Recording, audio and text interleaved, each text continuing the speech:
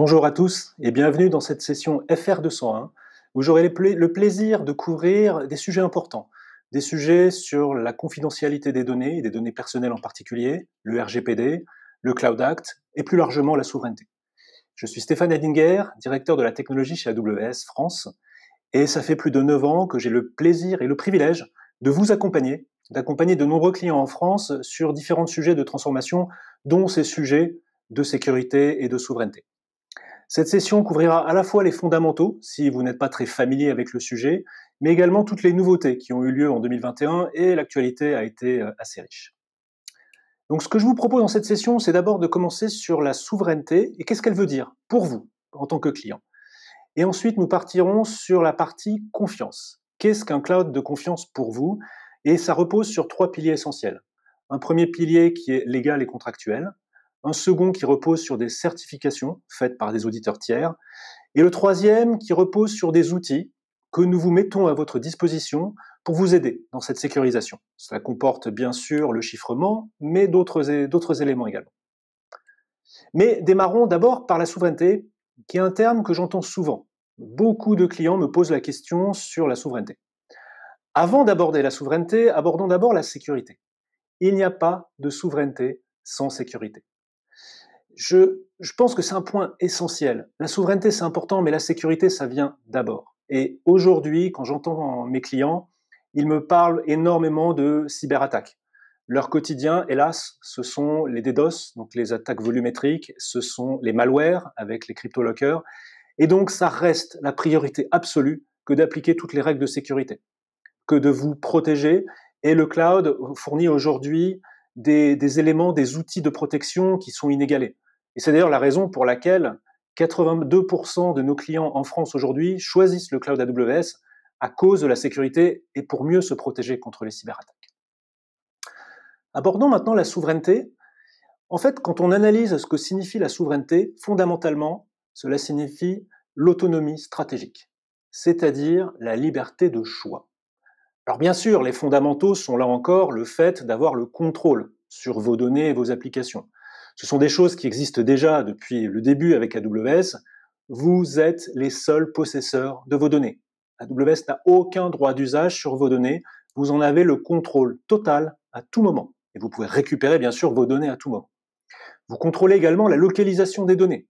C'est vous et vous seul qui décidez la région AWS, donc le pays dans lequel vos données sont stockées, et AWS ne déplace pas ces données. On le reverra plus tard avec les certifications. Et bien sûr, si vous souhaitez que vos données restent en France, c'est possible depuis 2017 avec l'ouverture de la région AWS Paris, qui comprend 3 zones de disponibilité, donc 3 groupes de data centers en région parisienne. Mais la souveraineté, c'est aussi et surtout la capacité de choisir le meilleur de la technologie à tout moment. C'est pour vous d'avoir accès aux meilleurs outils qui vous rendent plus compétitifs, qui vous permettent d'innover, et principalement la capacité de pouvoir choisir, de pouvoir en changer quand vous le souhaitez, de ne pas être verrouillé, de ne pas avoir de lock-in, comme c'est un terme qu'on entend souvent.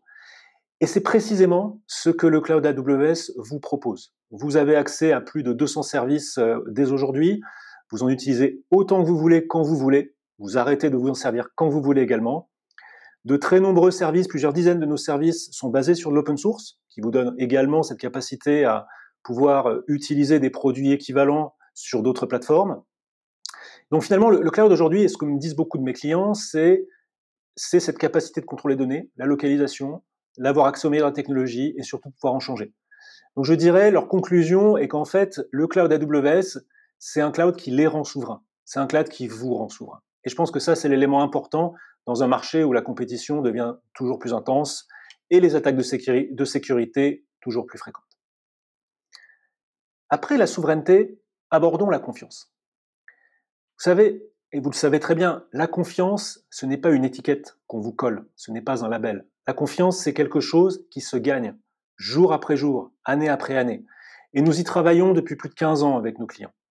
C'est être capable d'assurer ce niveau de sécurité, délivrer une expérience opérationnelle sans faille, et c'est petit à petit que cette confiance se gagne. C'est pour la raison pour laquelle aujourd'hui, d'ailleurs, plus de 80% du CAC 40 utilise AWS, et quand on regarde du côté des startups françaises, en particulier les licornes, vous savez, ces startups qui sont valorisées à plus d'1 milliard d'euros, aujourd'hui, plus des 3/4 des licornes françaises utilisent AWS, à cause de cette confiance, à cause de la sécurité et à cause de l'avantage concurrentiel que ça leur donne. Mais cette confiance, quand on essaie de l'analyser plus en détail, elle repose sur ces 3 piliers. Un pilier contractuel et légal, qui est extrêmement important, et c'est celui qui génère le plus de questions, donc j'y passerai un petit peu plus de temps. Et ensuite, on passera aux certifications et à l'aspect contrôle et outils. Commençons déjà par les récentes évolutions du RGPD, notamment suite à l'arrêt Schrems II. Alors pour les non-spécialistes, l'arrêt Schrems II a résulté en l'invalidation du Privacy Shield. Et en gros, ce que cela signifie, c'est que si vous souhaitez exporter des données personnelles en dehors de l'Europe, et en particulier aux États-Unis, il y a des règles supplémentaires à appliquer et des mesures organisationnelles et techniques supplémentaires à appliquer. Alors j'insiste bien, Schrems II, ça concerne prioritairement les clients qui souhaitent exporter des données personnelles en dehors de l'Europe. En fait, ça vous concerne beaucoup moins si vous souhaitez garder vos données personnelles en Europe, ce qui est un choix qui est tout à fait valide, et on l'a vu, hein, si vous voulez garder même vos données en France, c'est quelque chose qui est possible et qui est facile à faire. Alors Schrems II nous a amené à faire plusieurs changements, des changements bénéfiques pour vous. Le premier, c'est des nouveaux engagements contractuels qui sont liés au RGPD et à Schrems II, et qui datent du 17 février 2021. Tous ces documents sont en ligne, hein, et vous avez les liens sur les supports. Ce que disent ces engagements supplémentaires, ils disent en gros 2 choses. La première, c'est que AWS s'engage à contester systématiquement toute demande d'un juge si cette demande est contraire ou est en conflit avec les lois européennes ou des lois nationales ou les lois françaises. Donc contestation systématique. Nous vous prévenons également, dans la mesure du possible, si la demande ne nous interdit pas de vous prévenir. Donc, 1, contestation systématique. 2, c'est l'engagement de divulgation minimale. C'est-à-dire que, avec tous les recours et les contestations que nous faisons, si au final cela échoue, et si au final nous sommes quand même obligés de fournir quelque chose à un juge, nous prenons l'engagement de fournir le strict minimum pour satisfaire à la demande et rien de plus. Gardez ça en tête, on le verra pour le Cloud Act, cet élément est extrêmement important. Donc, premièrement, ces engagements contractuels supplémentaires qui datent de février. Le 16 septembre de cette année, nous avons mis à jour les clauses contractuelles types. Ce sont des clauses contractuelles rédigées par la Commission européenne qui prennent en compte les dernières nouveautés liées à Schrems II et qui vous assurent du respect des règles du RGPD. C'est aussi ce qu'on appelle les SCC en anglais, les Standard Contractual Clauses. Vous en bénéficiez immédiatement, il n'y a pas de démarche à effectuer, c'est intégré directement dans le contrat AWS. Pour vous aider aussi à mieux comprendre les caractéristiques de chaque service, nous avons mis en place des nouvelles pages en juillet qui décrivent service par service ce que vous pouvez en attendre, en particulier sur la localisation des données et le transfert de données. Alors nous avons groupé les services en 3 grandes catégories. La première, qui sont les services régionaux, c'est là que vous trouverez le plus grand nombre de services, il y en a plus de 150. Ils vous donnent des éléments supplémentaires que vous voyez ici. Le fait que vous pouvez chiffrer les données, que vous pouvez les supprimer, que vous en gardez le contrôle à tout instant sur le traitement. Et surtout, la nouvelle colonne, c'est l'absence d'accès à distance. Car en fait, vous le savez, sur le RGPD, même si une donnée est stockée en France, mais qu'il y a un accès à distance fait depuis un autre pays, ceci est considéré comme un transfert de données. Donc le fait de savoir qu'il n'y a pas d'accès à distance, c'est aussi un élément supplémentaire pour vous sur le fait de vous assurer de l'absence de transfert de données. Alors bien sûr, il peut y avoir des exceptions, mais dans ce cas-là, c'est sous votre contrôle, et cet accès à distance ne se fera que après votre accord explicite, ce qui peut arriver dans des rares cas de support. Donc après cette première catégorie, il y a 2 autres plus petites catégories, avec chacun une petite dizaine de services. La catégorie numéro 2, ce sont les services de machine learning et d'apprentissage. Dans le cadre de ces services, comme Rekognition par exemple, un service de reconnaissance d'image et d'analyse, il est possible que vos données soient transférées aux États-Unis pour participer à l'apprentissage, c'est-à-dire à améliorer le modèle de machine learning. Si vous souhaitez néanmoins refuser ce transfert, vous pouvez le faire. Il y a un système d'opt-out qui vous permet de refuser ces transferts, et dans ce cas-là, les données restent bien dans la région. La troisième catégorie, ce sont les services globaux, dont l'essence même du service, c'est d'effectuer un transfert dans le monde entier. Vous trouverez par exemple le CloudFront, notre système de diffusion, mais également un service comme Amazon Connect, le service de centre d'appel, dont là encore l'objet est de pouvoir accepter des appels téléphoniques entrants ou d'émettre des appels partout dans le monde. Pour votre DPO ou pour vous-même, nous avons rassemblé tous ces éléments-là dans un seul document, qui fait à peu près 16 pages, qui est un white paper sur effectivement l'application de ces nouvelles règles. Et nous reprenons ici les 6 étapes qui sont recommandées par l'EDPB, le European Data Protection Board. Donc ce document est très détaillé et donne toutes les clés de lecture et tous les éléments d'analyse sur l'application de ces nouvelles règles Schrems 2 sur AWS et les différents éléments, donc un peu plus détaillés que ce que j'ai fait ici. Nous sommes également très heureux d'avoir co-publié avec le CISP, qui est un organisme qui regroupe des fournisseurs d'accès, c'est un organisme européen, des fournisseurs de cloud. Et cet organisme européen a mis à jour son nouveau code de conduite dédié au cloud. Et vous savez, le RGPD invite chaque industrie à rédiger un code de conduite. Et donc le 11 juin de cette année, la CNIL, française bien sûr, donc la CNIL a validé ce code de conduite, qui est là encore un élément supplémentaire dans la confiance dans le cloud AWS. Passons maintenant au Cloud Act, qui est un sujet qui génère beaucoup de questions et je me rends compte qu'il y a beaucoup d'incompréhension de ce sujet-là. Au-delà de l'aspect juridique, nous allons voir aussi dans quelle mesure le Cloud Act vous impacte ou non sur AWS. Et sans dévoiler la conclusion, je me rends compte que la plupart des clients considèrent qu'ils sont aujourd'hui immunisés contre le Cloud Act sur AWS, et nous allons voir en détail pourquoi. Mais revenons d'abord à la genèse du Cloud Act. Alors tout ça a démarré avec le Stored Communication Act en 86, qui étaient des nouvelles lois qui régissaient les communications électroniques. Donc les appels téléphoniques, et au-delà de ça, bien sûr, tout ce qui va être email, chat et sous toutes ses formes. Et en fait, avant le Cloud Act, ce qui primait, c'était suite aux accords de Budapest, en fait, l'extraterritorialité était la norme. C'est-à-dire que si un fournisseur de services français recevait une requête d'un juge français pour des données situées en dehors de France, il était de coutume que ce fournisseur fournisse les données, indépendamment de la localisation des données. Et pareil pour les États-Unis. Donc l'extraterritorialité était la norme. Mais suite à différents procès, notamment celui de Microsoft contre l'État américain en 2018, le Cloud Act a été promulgué pour en fait à la fois clarifier dans quel cadre étaient possibles ces transferts de données extraterritoriaux et surtout pour restreindre, pour limiter ces différents transferts. Le Cloud Act appelle aussi pour des accords bilatéraux, ce qui a été signé par le Royaume-Uni en 2020 et par l'Australie en 2021.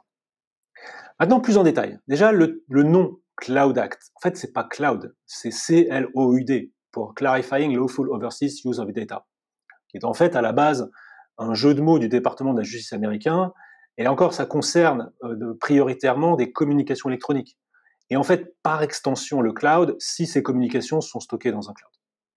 Alors le Cloud Act, également, vous savez, des fois, j'entends un peu une mécompréhension des clients sur le fait que le Cloud Act pourrait s'appliquer très largement, notamment pour des secrets professionnels ou des secrets commerciaux.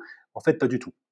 Le Cloud Act est systématiquement lié à des enquêtes criminelles, et en particulier de criminalité aggravée, comme pédophilie, terrorisme.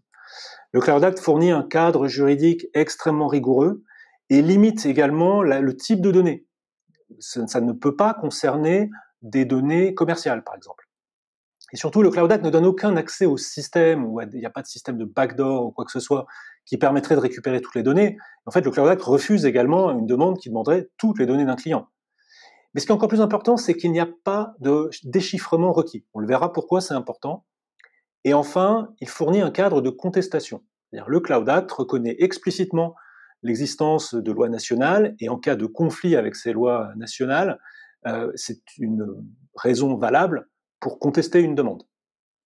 Alors, dans le cadre des différentes demandes, Cloud Act, et même plus généralement, chaque fois que chez AWS nous recevons une demande, nous l'étudions systématiquement, indépendamment les unes des autres, et avec des exigences extrêmement élevées. Le but étant bien sûr de vous prévenir immédiatement, si c'est possible, mais surtout, dans la mesure du possible, de contester, de refuser la demande ou de la rediriger vers vous, ce qui est un cas assez classique. nous avons une grande habitude de refuser ou de rediriger les demandes, et nous publions également des rapports réguliers, on y reviendra, mais qui démontrent le nombre de requêtes que nous recevons et surtout le nombre de requêtes que nous refusons ou que nous contestons. Revenons au Cloud Act. Un premier élément important, c'est, et là vous avez une copie d'écran du site du département de la justice américain, question 29 dans la FAQ, le Cloud Act ne peut pas forcer AWS à déchiffrer des données. C'est écrit noir sur blanc, donc ça veut dire que le Cloud Act n'est pas une base légale pour forcer un déchiffrement. Et ça c'est important quand on le remet en regard des nouveaux engagements contractuels. Ceux que j'ai présentés tout à l'heure, je les remets ici. Souvenez-vous, c'est contestation systématique, mais plus important, c'est divulgation minimale. Et comme on a vu que le Cloud Act ne pouvait pas forcer AWS à déchiffrer, le fait de déchiffrer ne fait pas partie justement de cette divulgation minimale. Ça veut dire en résumé que suite à une demande Cloud Act, si la donnée est chiffrée, AWS ne déchiffrera pas la donnée. Donc dans le pire scénario qui existe, si tous les recours ont échoué et toutes les contestations ont échoué, la seule chose qu'un juge recevra, ce sont des données chiffrées sans la clé. Et ce sont des données qui sont inutilisables. C'est important. Bien sûr, la conclusion, c'est chiffrer vos données. On y reviendra juste après. C'est facile, c'est extrêmement peu coûteux, et c'est de toute façon une bonne pratique qui est requise par le RGPD. Donc, chiffrer les données. Pour étayer mon discours, nous publions, comme je l'ai dit tout à l'heure, des rapports de transparence qui montrent le nombre de requêtes. Et surtout, maintenant, dans les rapports, nous avons cette dernière ligne. Dans cette ligne, nous comptons le nombre de fois où nous avons fourni à la justice américaine des données d'entreprise situées en dehors des États-Unis. Ce chiffre est rigoureusement égal à 0. Donc, quand je parlais tout à l'heure d'être immunisé contre le Cloud Act, en fait, c'est la conclusion. C'est-à-dire que dans le cadre du Cloud Act, au final, vous savez, les juges américains, c'est vous qui vont voir directement, parce que j'ai le sentiment que AWS est probablement le moyen ou le chemin le plus compliqué et qui existe pour récupérer des données, où à la fin, on n'obtient rien d'utilisable, justement à cause de ces différents éléments. Alors j'ai essayé de rassembler sur cet écran un petit peu tout ce qu'on a vu, parce que c'était assez dense. C'est bien sûr la souveraineté, on en a parlé, c'est la réversibilité et le choix de la meilleure technologie. Ce sont toutes les nouveautés sur le RGPD, avec les clauses contractuelles, les engagements contractuels, les documentations qui précisent l'absence d'accès à distance, le code de conduite et le white paper. Dans le cadre du Cloud Act, sont tous ces engagements encore, et le fait que, au final, si les données sont chiffrées, l'impact est extrêmement minime, voire nul. Et bien sûr, n'oublions pas la sécurité. Donc les certifications de sécurité, elles sont très nombreuses et elles vous permettent d'avoir ces assurances complémentaires. Et ça nous fait une excellente transition pour cette deuxième partie sur les certifications.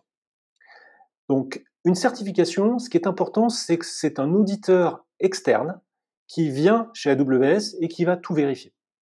Et ces auditeurs sont des auditeurs tiers, indépendants, de renommée mondiale, comme Bureau Veritas en France, comme EY et beaucoup d'autres.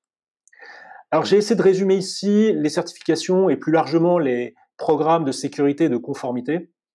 Les certifications sont sur la colonne de gauche, et j'ai surligné ceux qui intéressent prioritairement vous, clients français. Après, gardez en tête que ces certifications, vous en bénéficiez automatiquement et sans surcoût. Et en fait, c'est en ça que le cloud permet aussi d'élever le niveau de sécurité. C'est que même si vous ne traitez pas de données bancaires ou de données de paiement, vous bénéficiez quand même de PCI DSS, qui sont des normes très exigeantes dans ce domaine-là. Même si vous ne traitez pas de données de santé, vous bénéficiez quand même de HDS et de tous les contrôles qui sont liés aux données de santé, qui sont des données personnelles encore plus sensibles que des données comme votre nom et votre prénom. Vous en bénéficiez automatiquement.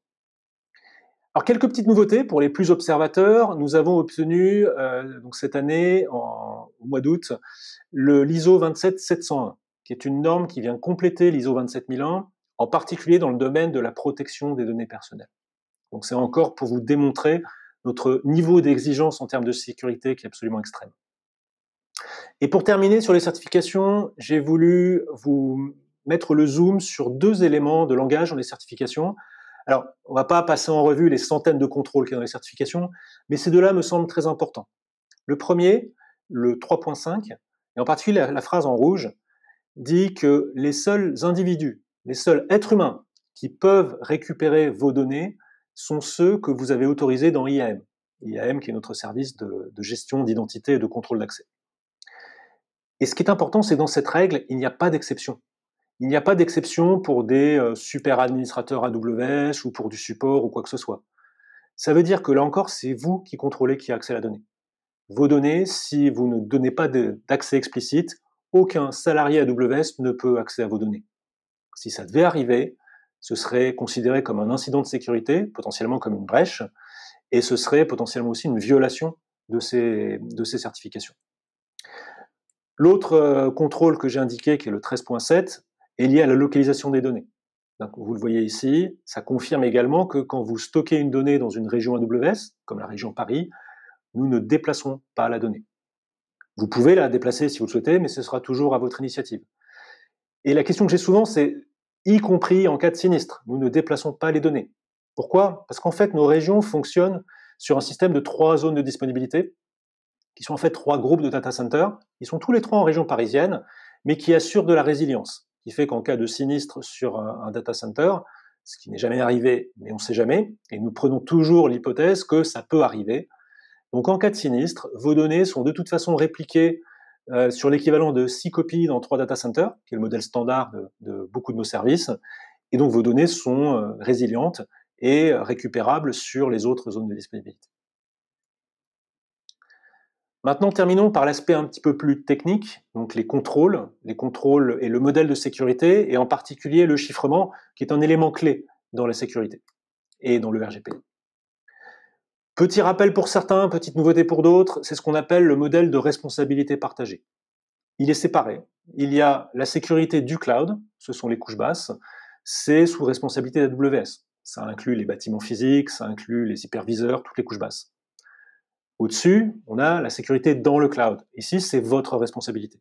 Vous avez tous les contrôles et vous avez les responsabilités qui vont avec. Ce qui est surtout important, c'est qu'il y a une frontière étanche entre les deux. Ce que ça veut dire en particulier, c'est que, là encore, je répète, aucun salarié AWS n'est jamais autorisé à accéder à vos données, sauf si c'est vous qui le demandez, ou sauf si vous configurez le service en tant que tel. Et ça, c'est très important parce que finalement, c'est un modèle qui est assez différent de l'outsourcing ou de l'infogérance, dans lequel habituellement, vous avez des administrateurs qui ont accès aux données. Ici, il n'y a pas de super administrateur chez AWS qui a accès à vos données. Ça, c'est super important. Et donc, en plus de ça, je vous invite à chiffrer les données. Nous avons, il y a beaucoup d'options de chiffrement, mais tout est rassemblé sous KMS, Key Management Service, qui est un service extrêmement simple pour gérer le chiffrement. Il est simple à utiliser, il est facile, c'est essentiellement une case à cocher. Il est extrêmement peu coûteux, au sens où habituellement, chez la plupart de mes clients, le fait de chiffrer va se traduire par un surcoût de quelques centimes ou quelques euros sur leur facture mensuelle. Et surtout, il est indolore en termes de performance. Nous avons des accélérateurs, ce qu'on appelle Nitro, dans chacun des serveurs AWS, qui permettent de faire ce chiffrement-déchiffrement à la volée sans aucun impact de performance. Et enfin, il est sécurisé, et là, il y a de différentes options. Soit vous déléguez à KMS l'intégralité de la gestion des clés, soit vous pouvez gérer vous-même vos clés à l'extérieur, voire avoir vos propres HSM. Alors, les HSM sont des Hardware Security Modules. Ce sont des boîtiers ultra sécurisés dans lesquels les clés sont stockées et ne sortent jamais. Et il est physiquement ou logiquement impossible d'accéder à ces clés sans avoir les mots de passe, sans faire appel à l'officier de sécurité. Donc ça vous fournit des standards de sécurité qui sont extrêmement élevés, mais en même temps cette simplicité. Donc s'il vous plaît, chiffrez vos données et ensuite appliquez le bon niveau de chiffrement de gestion des clés selon leur sensibilité. Merci, j'espère que ça a clarifié beaucoup de choses. J'ai essayé de rassembler ici les quelques éléments à retenir qui sont peut-être les plus importants. C'est que, vous l'avez vu, nous proposons des mises à jour contractuelles qui sont très importantes au vu de Schrems 2. Nous avons aussi dans ces certifications, j'insiste bien, hein, seul vous avez décidé de qui a accès aux données. Et il n'y a pas de super administrateur, il n'y a pas un seul salarié chez AWS qui ait des super droits qui permettent d'accéder aux données, surtout pas. Chiffrer les données, c'est simple, c'est peu coûteux, c'est facile et c'est performant. Et enfin, vous l'avez vu, mais j'insiste là encore, par rapport au Cloud Act et toutes les questions, en fait, AWS n'a pas fourni au gouvernement américain des données d'entreprises situées en dehors des États-Unis, encore moins d'entreprises françaises. Ça, c'est une réalité, et c'est un des éléments clés qui font que la plupart de nos clients aujourd'hui se considèrent comme immunisés contre le Cloud Act. Merci de votre attention, et je vous invite aussi à remplir le formulaire en ligne pour dire ce que vous avez pensé de cette session et nous permettre de nous améliorer pour la prochaine fois. Merci beaucoup et bon reInvent.